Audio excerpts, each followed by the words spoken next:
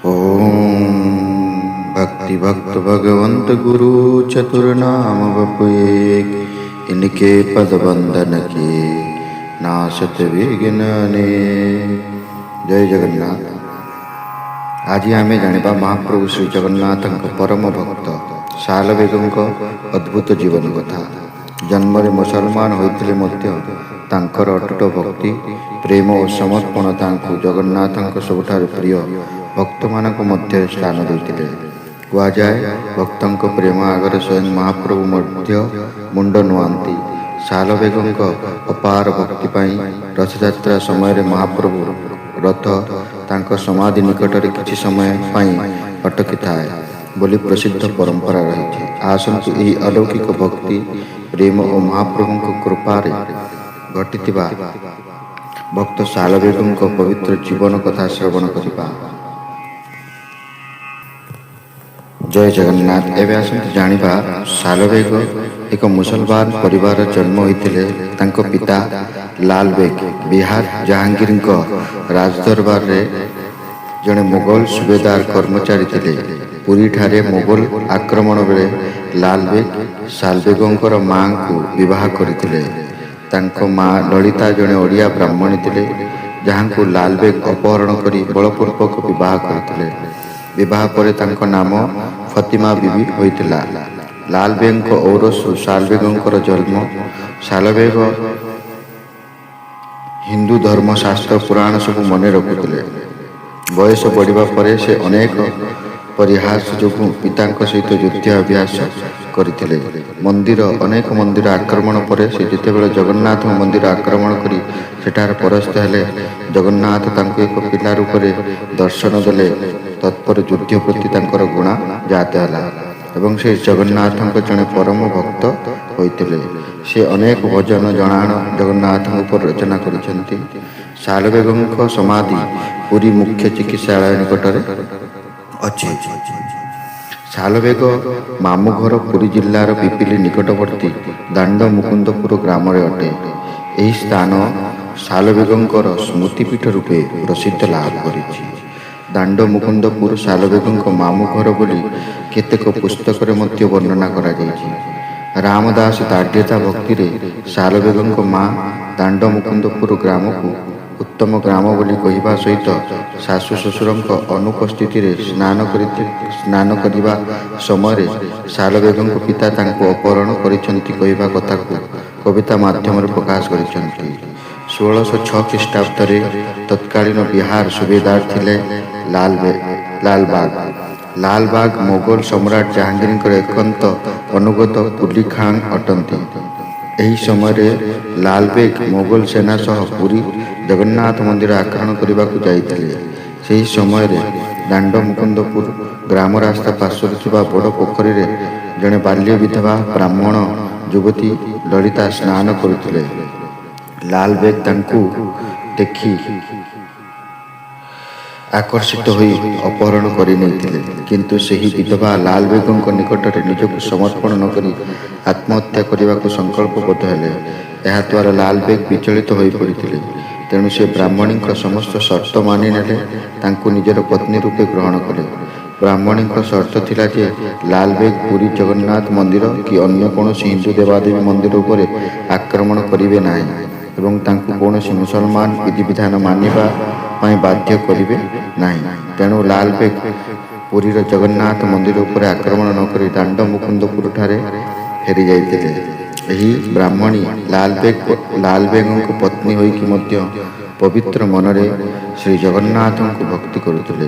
किछि दिन परे तांकर एक पुत्र संतान जात हेले, जार नाम सालवेग। एकदा सालवेग युद्ध क्षेत्र में शत्रु पक्षर आक्रमण शिकार होई सांघातिक भावे क्षताक्त होई बिछणारे उठी पारु नथिले।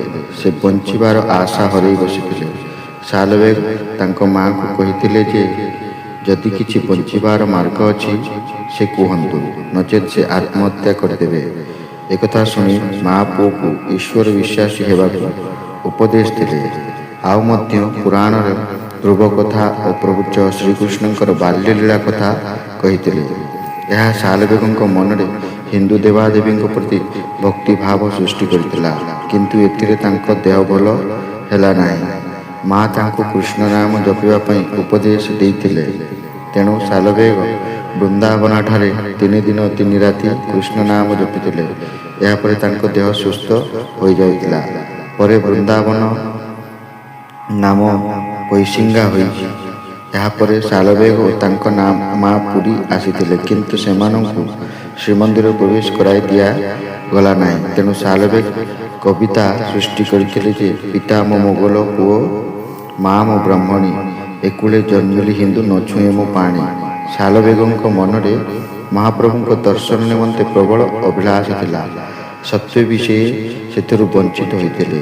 ସେ ମାଙ୍କ ସହ ବାଲେଶ୍ୱର ଯାଇ 1608ରୁ 1615 ମସିହା ଯାଏଁ ଦାମୋଦରପୁରର ଶ୍ୟାମସୁନ୍ଦର ମନ୍ଦିର ନିକଟସ୍ଥ ବାସ କରିଥିଲେ। ଏହାପରେ ଶାଲବେଗ ଯଶୋବନ୍ତ ଦାସଙ୍କ ଶିଷ୍ୟତ୍ୱ ଗ୍ରହଣ କରିଥିଲେ। ଏହା ସୁଦର୍ଶନ ଦାସଙ୍କ ରଚିତ ଯଶୋବନ୍ତ ଦାସଙ୍କ 84 ଗ୍ରନ୍ଥରେ ଉଲ୍ଲେଖ। ରାମଦାସଙ୍କ ତ୍ୟାଗତା ଭକ୍ତିରେ 1622-1646 ଖ୍ରୀଷ୍ଟାବ୍ଦ ମଧ୍ୟରେ ଶାଲବେଗ ଭଜନ ଜଣାଣ ରଚନା କରିଥିବା କଥା ଉଲ୍ଲେଖ ହୋଇଛି। ନାଗା ସନ୍ନ୍ୟାସୀମାନେ ମୋଗଲଙ୍କ ପୁରୀ ଆକ୍ରମଣ ସମୟରେ ଶ୍ରୀମନ୍ଦିର ସୁରକ୍ଷା ନିମନ୍ତେ ନିଜ ପ୍ରାଣାହୁତି ଦେଇଥିଲେ। ସେବାୟତମାନେ ପ୍ରଭୁଙ୍କ ଅନିଷ୍ଟ ନ ହେବା ପାଇଁ ଶ୍ରୀମନ୍ଦିରର ପଛପଟେ ଲୁଚାଇ ନେଇ ପ୍ରଭୁଙ୍କୁ ଚିଲିକାର ଗୋପନ ଆଶ୍ରୟସ୍ଥଳୀ ରଖିଥିଲେ। ଏହି ଘଟଣା କିଛି ଦିନ ପରେ ବଙ୍ଗରେ ଯୁଦ୍ଧ ହୋଇଥିଲା। ବଙ୍ଗ ଅଭିମୁଖୀ ଯାତ୍ରା ସମୟରେ ଲାଲବେଗଙ୍କ କଲିକତାଠାରେ ମୃତ୍ୟୁ ହୋଇଥିଲା। ଏହାପରେ ଲାଲବେଗଙ୍କ ସମ୍ପର୍କୀୟ ଶାଲବେଗ ଓ ତାଙ୍କ ମାଙ୍କୁ ଘରୁ ତଡ଼ି ଦେଇ ସେମାନେ ଦକ୍ଷିଣ ଆଡ଼େ ଚାଲିଗଲେ। ଏହା ପର ବର୍ଷ ଶାଲବେଗ ରଥଯାତ୍ରାରେ ପ୍ରଭୁଙ୍କୁ ଦର୍ଶନ ପାଇଁ ଇଚ୍ଛା କରିଥିଲେ। ତେଣୁ କିମ୍ବଦନ୍ତୀରୁ ଜଣାଯାଏ ଯେ ସେହି ବର୍ଷ ରଥଯାତ୍ରା ଶାଲବେଗଙ୍କ ଅପେକ୍ଷାରେ ନନ୍ଦିଘୋଷ ବଡ଼ଦାଣ୍ଡରେ ଅଟକି ଯାଇଥିଲା ଏବଂ ଶାଲବେଗ ବଡ଼ଦାଣ୍ଡରେ ପହଞ୍ଚି ରଥ ବିରାଜିତ ମହାପ୍ରଭୁଙ୍କୁ ଦର୍ଶନ କରିବା ପରେ ରଥ ଗଡ଼ିଥିଲା।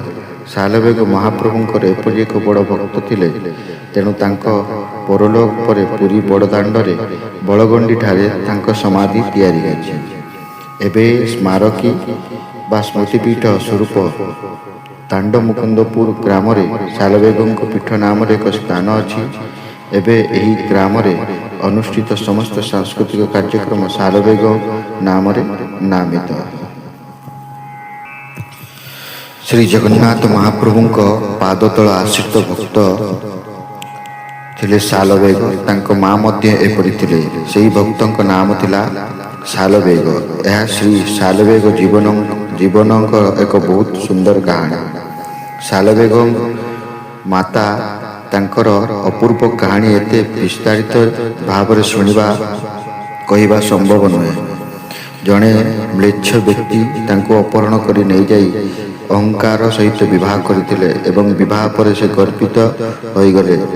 ବହୁତ ଧ୍ୟାନ ଦେଇ ଶୁଣିବେ। ଯେତେବେଳେ ସେ ଗର୍ବିତ ହେଲେ, ସେ ସମୁଦ୍ରରେ ନିଜ ଜୀବନ ତ୍ୟାଗ କରିବା ଲାଗିଲେ।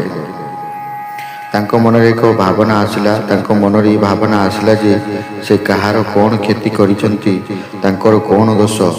ମୁଁ ମୋର ପୂର୍ବ ଜନ୍ମର ପାପ ଯୋଗୁଁ ଏସବୁ ଭୋଗ କରିଛି। କିନ୍ତୁ ଏହି ପ୍ରାଣୀର ଦୋଷ କ'ଣ? ମୁଁ କାହିଁକି ଏହାକୁ ହତ୍ୟା କରୁଛି? ତାଙ୍କ ମନରେ କେବଳ ସେହି ଭାବନା ଆସିଲା ଏବଂ ସେ ତାଙ୍କ ଜୀବନ ତ୍ୟାଗ କରିବାକୁ ଯାଉଥିଲେ। ସେ ନିଜକୁ ଅଟକାଇଲେ। କିଛି ସମୟ ପରେ ସେହି ପିଲାଟି ଜନ୍ମ ହେଲା। ତାଙ୍କ ପିତାଙ୍କ ନାମ ଥିଲା ଲାଲବେଗ। ସେହି ପିଲାଟିର ନାମ ଶାଲବେଗ ଦିଆଗଲା। ଶାଲବେଗଙ୍କ ପିଲା ଦିନରୁ ତାଙ୍କ ମାଙ୍କ ପ୍ରତି ବହୁତ ଆକର୍ଷଣ ଥିଲା। ସେ ତାଙ୍କ ମାଙ୍କ ସହିତ ରହୁଥିଲେ ଏବଂ ତାଙ୍କୁ ଶ୍ରୀ ଜଗନ୍ନାଥଜୀଙ୍କର ସୁନ୍ଦର କାହାଣୀ ଶୁଣାଉଥିଲେ। ସେ ମୋତେ କହୁଥିଲେ ଯେ ସେ କେବେ ତାଙ୍କୁ ଦେଖା କରିବାକୁ ଯାଆନ୍ତି ନାହିଁ। ଶାଲବେଗ ମାଇଲ ଦୂରରେ ଏକ ଗାଁରେ ରହୁଥିଲେ। କିନ୍ତୁ ରାତିରେ ଶୋଇବା ସମୟରେ ମଧ୍ୟ ମା ପଚାରିଥାନ୍ତି ଯେ ଶାଲବେଗ କାହିଁକି ଶୋଇନାହିଁ। ପ୍ରଥମେ ସେ ତାଙ୍କୁ ଜଗନ୍ନାଥଜୀଙ୍କ କାହାଣୀ ଶୁଣାଇଥାନ୍ତି। ଗତକାଲି ଠିକ୍ ପୂର୍ବେ ଦିନେ ଜଣେ ମା କହୁଥିଲେ, ମହାରାଜଜୀ, ଯଦି ଆମେ ଚାହିଁବୁ ଛୋଟ ପିଲାଠାରେ ମାନଙ୍କଠାରେ ଭକ୍ତି ଆରମ୍ଭ ହେଉ, ତେବେ ଆମେ ପ୍ରଥମେ କ'ଣ କରିବାକୁ ହେବ, କେଉଁଠାରୁ ଆରମ୍ଭ କରିବା? ପିଲାମାନଙ୍କଠାରେ ଭକ୍ତି ବୃଦ୍ଧି ପାଇଁ ପ୍ରଥମେ ସେମାନେ ମା ଏବଂ ପୁଅଙ୍କ ପାଦ ଭକ୍ତ କରିବା। ଯେଉଁ ପିଲା ମା ଏବଂ ପିତାଙ୍କ ପାଦ ଭକ୍ତ ହୋଇନାହିଁ, ସେ କେବେ ଠାକୁରଜୀଙ୍କର ଭକ୍ତ ହୋଇପାରିବ ନାହିଁ। ଏହା ନିଶ୍ଚିତ। ଯିଏ ନିଜ ମାଆଙ୍କଠାରେ ରାଖୁମାଇ ଏବଂ ପିତାଙ୍କଠାରେ ବିଠଲ ଦେଖିନାହିଁ, ସେ କେବେ ଠାକୁରଜୀଙ୍କୁ ଅନୁଭବ କରିପାରିବ ନାହିଁ। ଏବେ ତୁମେ ଲୋକମାନେ ପିଲାମାନଙ୍କୁ ଗାୟତ୍ରୀ ସ୍ମରଣ କରାଇବାରେ, ପିଲାମାନଙ୍କୁ ହନୁମାନ ଚାଳିଶା ସ୍ମରଣ କରାଇବାରେ, ପିଲାମାନଙ୍କୁ ଆସନରେ ବସାଇବାକୁ ବାଧ୍ୟ କରିବାରେ ବ୍ୟସ୍ତ। ସେ କାନ୍ଦୁଛି, ଗରିବ ପିଲା ଚିତ୍କାର କରୁଛି, ମୁଁ ପୂଜା କରିବାକୁ ଚାହୁଁନାହିଁ। ସେ କିପରି କରିପାରିବ? ଏଠିରେ ବସି ରହୁ, ଏମିତି ହେବ ନାହିଁ। ତୁମେ କାମ କରିବା ଉଚିତ। ସାରାଦିନ ପିଲାମାନେ ପଢ଼ନ୍ତି, ଖେଳନ୍ତି, ଯାହା ବି କରନ୍ତି, ସନ୍ଧ୍ୟାରେ ଯେତେବେଳେ ସେମାନେ ମୁକ୍ତ ଥାଆନ୍ତି, ତାହାପରେ ତାଙ୍କୁ କଥା ଶୁଣାନ୍ତୁ। ଏବେ ମୋର ପାଦ ଦବାଇ ଦିଅନ୍ତୁ, କିଛି ସେବା କର। ତୁମର ପାଦ ଦବାଇ ଦିଅ। ପିଲାମାନଙ୍କୁ ଶିଖାଅ ଯେ ସେମାନେ ରାତିରେ ସେମାନଙ୍କର ପିତାମାତାଙ୍କ ପାଦ ଦବାଇ ଶୋଇବା ଉଚିତ।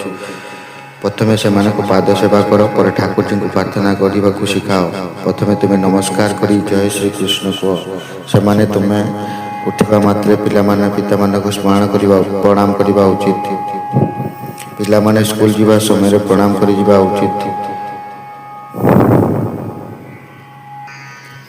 ପିଲା ଦିନରୁ ଯେତେବେଳେ କୌଣସି କଥା ହେଉଥିଲା, ତାଙ୍କ ମାତା ଜଗନ୍ନାଥଜୀ ବିଷୟରେ କହି ଚାଲିଥିଲେ। ଜଗନ୍ନାଥଜୀ, ତେବେ ତୁମେ କ'ଣ ଜାଣ ଏତେ ବଡ଼ ଆଖି କାହିଁକି?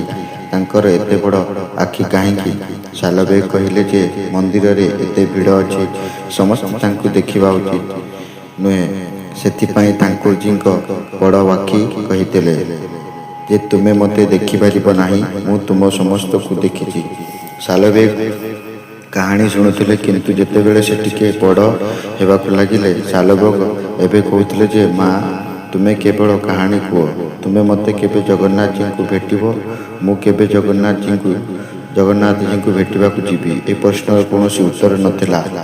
ମୁଁ କିପରି ମାଆଙ୍କ ପାଖକୁ ଯିବି? ବାପାଙ୍କୁ ବହୁତ ନିଷ୍ଠୁର, ସେ ଆମକୁ ପିଟିବେ, ସେ ଆମ ଦୁହିଁଙ୍କୁ ମାରିଦେବେ। କିନ୍ତୁ ସାଲବେଗ କିଛି କହିଲେ ନାହିଁ। ଗୋଟିଏ ଦିନ ସାଲବେଗ ତାଙ୍କ ମାଆଙ୍କ ସହିତ ଛାତ ଉପରେ ବସିଥିଲେ ଏବଂ ସେତେବେଳେ ଗାଁ ଲୋକେ ସାମଗ୍ରୀ ବୋଝେଇ ବଳଦ ଗାଡ଼ିରେ ଯାଉଥିଲେ। ସାଲବେଗ ମାଆଙ୍କୁ ପଚାରିଲେ ଯେ ଏମାନେ ସମସ୍ତେ କୁଆଡ଼େ ଯାଉଛନ୍ତି? ମା କହିଲେ, ଓଃ, ଏକ ସୁନ୍ଦର ତିଥି ଆସୁଛି। ଶ୍ରୀ ଜଗନ୍ନାଥଜୀ, ବଳଦେବଜୀ, ସୁଭଦ୍ରାଜୀ ତିନି ଜଣଙ୍କୁ ରଥରେ ବସାଇବେ ଏବଂ ମନ୍ଦିରରୁ ଯିବା ପରେ ସେହି ରଥ 2-3 ଦିନ ଲାଗିବ ଏବଂ ତାପରେ ଗୁଣ୍ଡିଚାରେ ପହଞ୍ଚିବ। ଠାକୁରଜୀ ସମଗ୍ର ଜଗତର ଜଗନ୍ନାଥ। ସେ ସମସ୍ତଙ୍କୁ ଦର୍ଶନ ଦେବାକୁ ବାହାରକୁ ଆସନ୍ତି। ସେ ପଣ୍ଡାଙ୍କ କାନ୍ଧରେ ହାତ ରଖି ଏପରି ଡେଇଁ ରଥରୁ ଓହ୍ଲାଇ ଆସନ୍ତି ଏବଂ ତାହାପରେ ପ୍ରଭୁ ରଥରେ ବସିଥାନ୍ତି। ଏତେ ଲୋକ ଏହାକୁ ଟାଣି ନିଅନ୍ତି ଏବଂ ଲକ୍ଷ ଲକ୍ଷ ଲୋକଙ୍କ ଭିଡ଼ ଜମା ହୁଏ। ମା ସବୁକିଛି କହିବା ଆରମ୍ଭ କଲେ ଏବଂ କହିଲେ ଯେ ସମସ୍ତେ ସେଠାକୁ ଦର୍ଶନ କରିବାକୁ ଚାହୁଁଛନ୍ତି। ସାଲବେଗ ତାଙ୍କ ପଛେ ପଛେ ଗଲେ ଏବଂ କହିଲେ, ମା, ମୁଁ ମଧ୍ୟ ଯିବାକୁ ଚାହୁଁଛି। ମୁଁ ଦେଖିବାକୁ ଚାହୁଁଛି କିପରି ତୁମେ ମୋତେ ସବୁ କିଛି କହିଲ। ସେମାନଙ୍କ ରୋଷେଇ ଘର କିପରି ହେବ, ତାଙ୍କୁ କିପରି ସଜ୍ଜିତ କରାଯିବ, ତାଙ୍କୁ କିପରି ପୂଜା କରାଯାଏ, ତାଙ୍କର ମନ୍ଦିର କିପରି। ମୁଁ ଜାଣେ ଯେ ଜଗନ୍ନାଥ ପୁରୀରେ କେଉଁ ଗଳି ଅଛି। ତୁମେ ମୋତେ ସବୁ କିଛି କହିଲ, କିନ୍ତୁ ମୁଁ ତାଙ୍କୁ ବ୍ୟକ୍ତିଗତ ଭାବେ ଦେଖିପାରିଲି ନାହିଁ। ମା, ମୁଁ ତାଙ୍କୁ ଦେଖିବାକୁ ଚାହୁଁଛି। ମା ବୁଝାଇ କହିଲେ, ସାଲବେଗ, ତୁମେ କେବଳ ତାଙ୍କ ପାଇଁ କାମନା କରିବା ପାଇଁ ଜଗନ୍ନାଥଜୀଙ୍କୁ ଦେଖିପାରିବ ନାହିଁ।